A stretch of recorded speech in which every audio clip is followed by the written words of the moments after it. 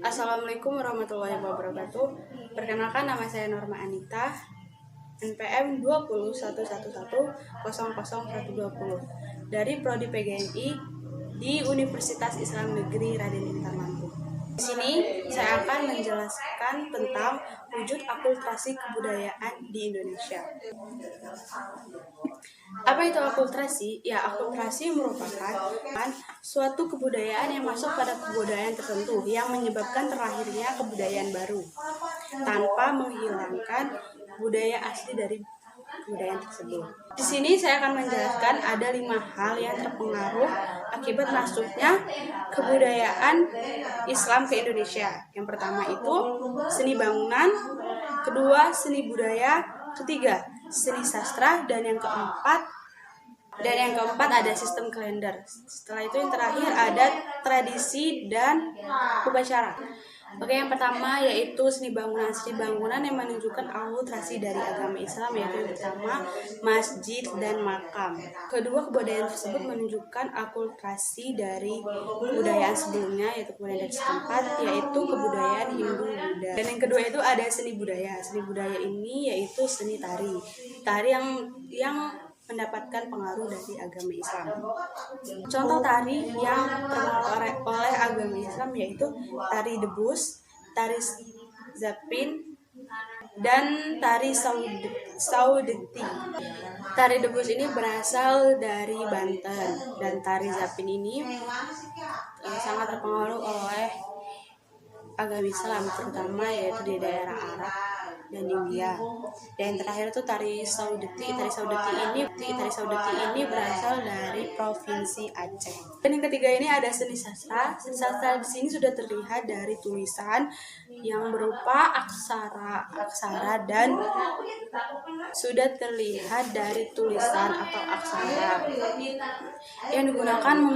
yang ditulis menggunakan huruf Arab Paleo.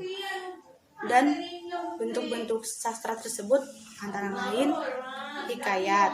Hikayat di sini merupakan kisah perseorangan yang diangkat dari tokoh-tokoh terkenal yang hidup pada masa itu. Contohnya seperti hikayat Hang Tua yang pada waktu itu merupakan pengaruh dari budaya Persia.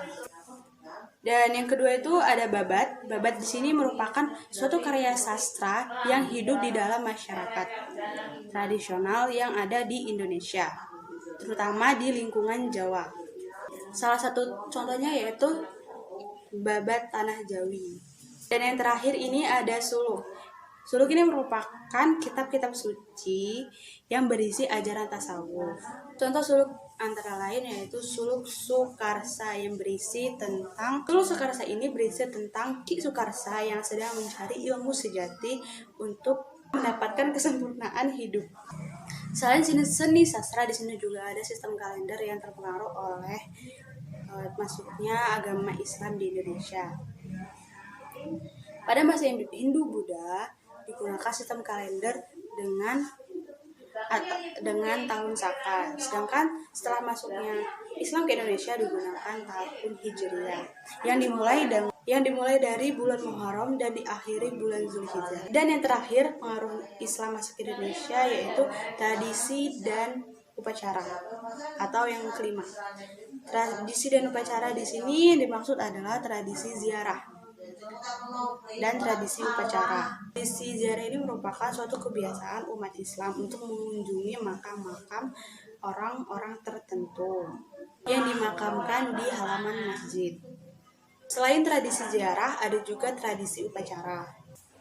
Tradisi upacara dalam agama Islam yaitu tradisi upacara seperti Maulid Nabi, Isra Mi'raj, Hari Raya Idul Fitri, Hari Raya Idul Adha, dan Hari Raya Idul Adha.